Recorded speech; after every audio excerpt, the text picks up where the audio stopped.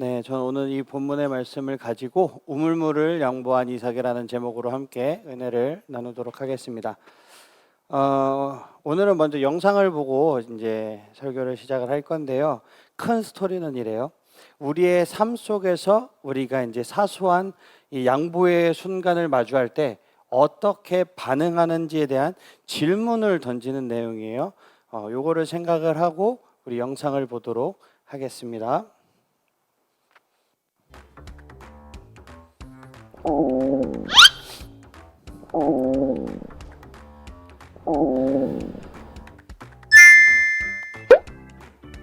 벌써 7시?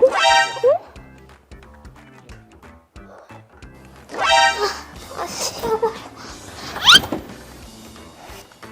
아니, 나 지금 쌤한테 한 번만. 나 지금 늦었어. 아니, 제발 딱 한 번만. 동생한테 먼저 양보해도 괜찮아. 양보하면 네 기분도 좋아지고 동생 기분도 훨씬 좋아질 거야. 무슨 소리? 절대 양보하지 마. 너 얘 때문에 지각하면 너만 혼나. 너 네가 언니니까 그냥 먼저 써버려. 동생 따윈 무시해버리고. 자. 벌써 이만큼이나 모았네. 이게 몇 개야?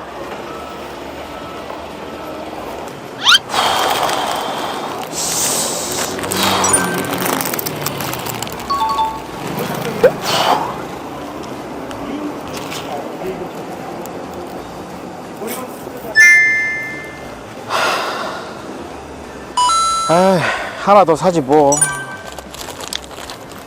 가자.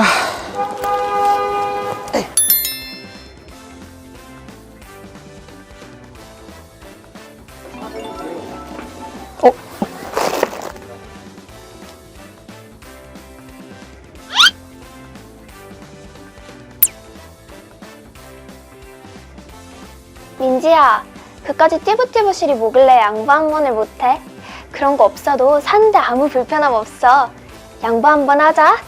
민지야, 이번에 네 띠부띠부실 모으면 네가 반에서 1등이야. 친구들한테 자랑해야지. 너 그냥 내 거라고 빡빡 우겨.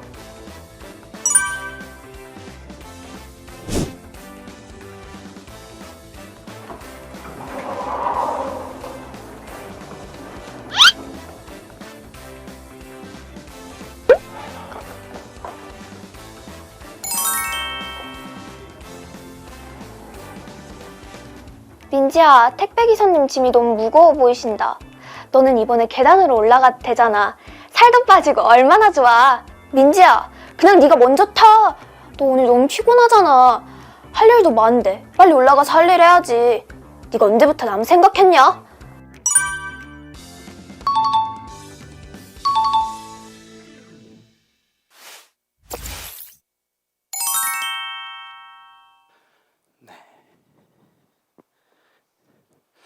여러 가지의 상황이 있었어요. 그죠?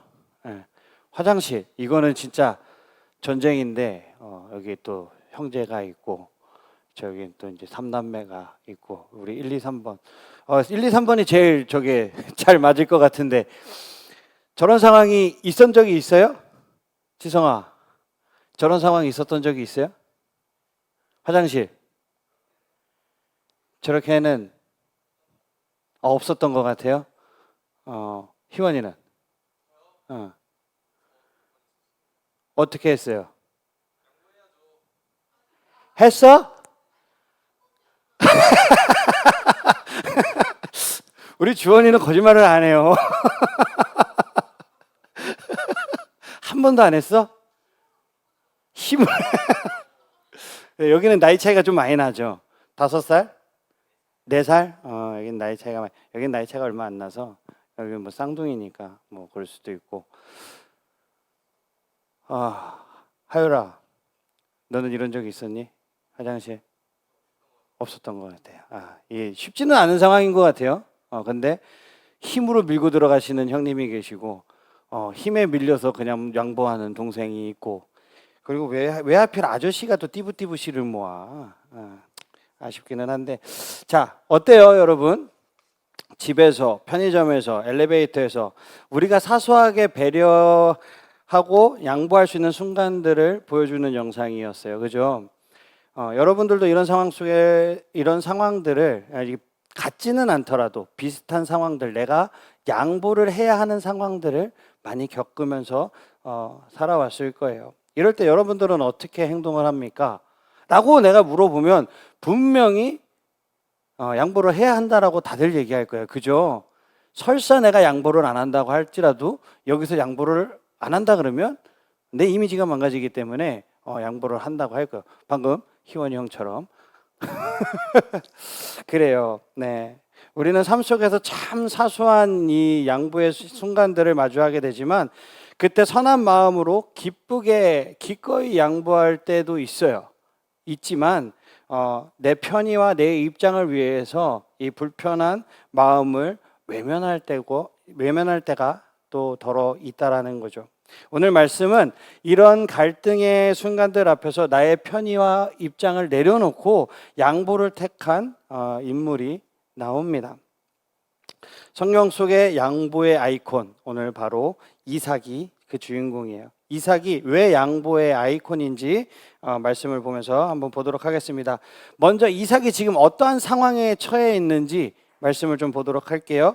창세기 26장 12절 13절을 한번 크게 읽어보도록 하겠습니다. 시작. 이삭이 그 땅에서 농사하여 그 해에 100배나 얻었고 여호와께서 복을 주심으로 그 사람이 창대하고 왕성하여 마침내 거부가 되어. 네. 그랄이라는 지역에 살고 있었던 이 이삭은 하나님의 은혜로 100배나 되는 수확을 얻었어요. 근데 여기서 100배라는 표현은 정말로 어떠한 기준치가 있어서 100배의 수확을 얻었다라는 것이 아니라 1이 있어서 1보다 100을 얻었다라는 것이 아니라 많다라는 많이 얻었다라는 이 히브리 문학적 표현입니다. 그러니까 다른 어떠한 것과도 비교할 수 없을 만큼 큰 복을 받았다라는 의미예요. 이삭은 하나님의 은혜로 그 지역에 엄청난 부자가 된 거예요. 그런데 이때 문제가 생깁니다. 자, 어떤 문제가 생기는지 14절 15절을 한번 보도록 하겠습니다. 양과 소가 때를 이루고 종이 심이 많음으로 블레셋 사람이 그를 시기하여 그 아버지 아브라함 때에 그 아버지의 종들이 판 모든 우물을 막고 흙으로 메웠더라. 네, 시기를 했다고 합니다. 그러니까 이삭이 부자가 되니까 주변의 블레셋 사람들이 이삭을 시기하기 시작한 거예요. 결국 블레셋 사람들이 이삭의 아버지였던 우리 믿음의 조상 아브라함이 사용했던 그 우물들을 막고 흙으로 메워버리는 일이 벌어지게 됩니다. 여러분, 블레셋 사람들은 이삭이 부자가 되었는데 왜 이삭의 우물을 막아버린 것일까요? 왜 우물을 막았다고 생각을 합니까, 여러분? 우물이 뭐라고? 그죠? 우리 수도꼭지만 트면 물 나오는데 그 우물이 뭐라고? 근데 이 우물이 그때 당시에는 부의 상징이었던 거예요. 네, 부의 상징이었어요. 우물을 소유하고 있다라는 것은 그 지역에 그 사람이 잘 정착했다라는 거고, 정착할 수 있다라는 것은 부유해지고 뭐가 세진다? 힘이 세졌다라는 거예요. 부유한 사람들은 우물을 소유해서 그 우물로 농사를 짓고 가축을 먹이고 그 부를 계속해서 쌓아갈 수 있는 거죠. 저축을 할 수 있다라는 거예요. 그래서 블레셋 사람들이 이삭의 우물을 막아버렸다라는 것은 이삭의 생계 활동을 방해하는 것을 넘어서 그 지역에서 떠나라는 의미예요. 야, 됐어, 니네 여기서 살지 마.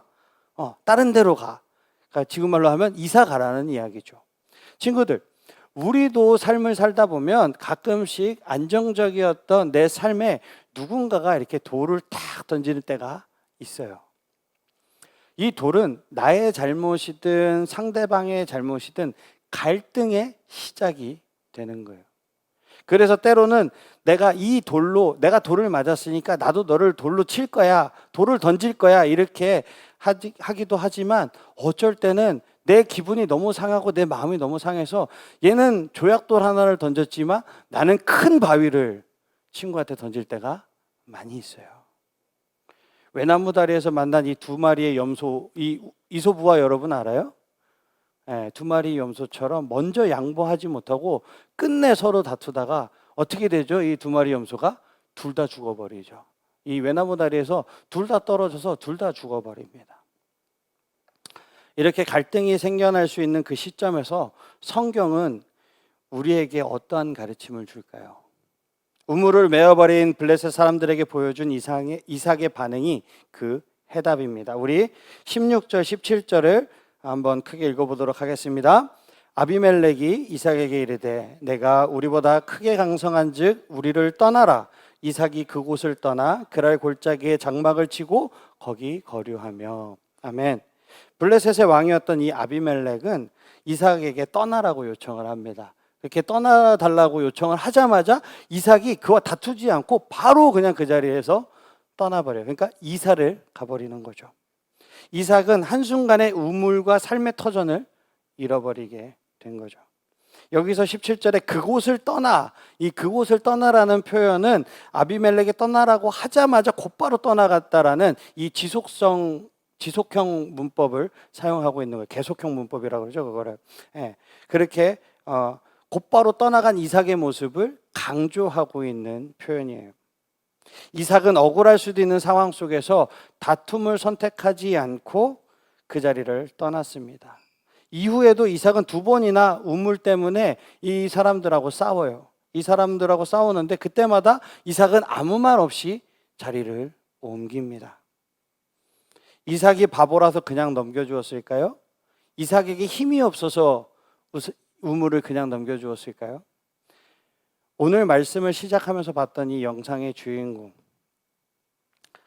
이 주인공은 이 갈등의 순간마다 자신의 두 마음을 확인하는 모습을 우리는 봤어요.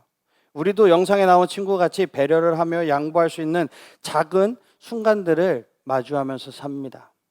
그때마다 우리가 택하는 답이 늘 양보에 있지는 않아요. 수많은 양보의 순간들 앞에 항상 선한 선택을 하기가 어렵다라는 뜻이죠. 그리고 맨날 계속 양보하게 되면 이런 생각이 들 때도 많이 있어요. 왜 맨날 나만 양보해야 하는 거지? 왜 나만 이해하고 봐줘야 하는 거지? 나도 이해받고 싶고 나도 양보받고 싶고 나도 배려받고 싶은데 왜 맨날 나만 이렇게 해야 되는 거지? 라는 생각이 우리를 지배할 때도 있어요. 그렇다면 나는 이렇게 힘든데 낙심되고 우울해지고 이런 내가 바보 같다는 생각이 나를 힘들게 할 때가 많이 있잖아요. 나도 이렇게 힘든 양보인데 오늘 이렇게 이 말씀에 나오는 이삭은 어떠한 마음을 가지고 지금 양보를 하고 있는지 그거를 한번 보도록 하겠습니다. 22절을 한번 보도록 할까요? 큰 목소리로 한번 읽어보겠습니다. 시작.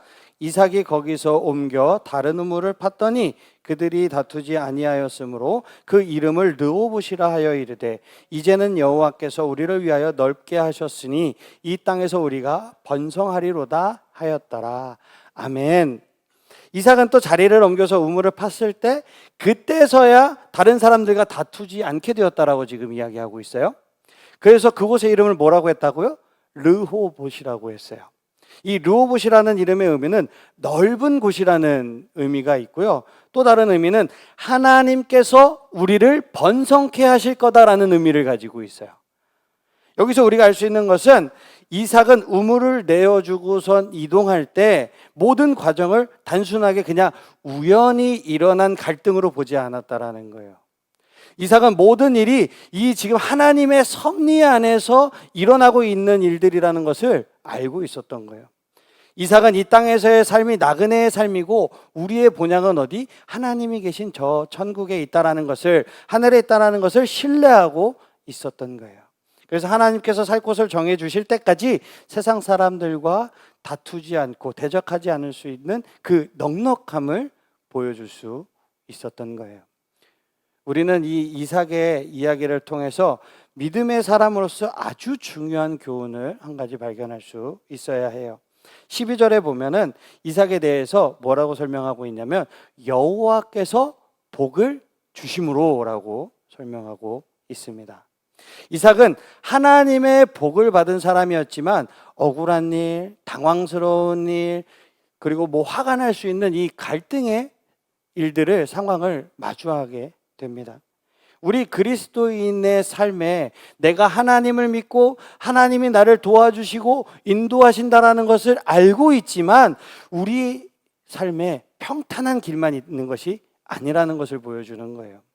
주변에 괴롭힘이 많다는 것을 우리는 항상 기억해야 합니다.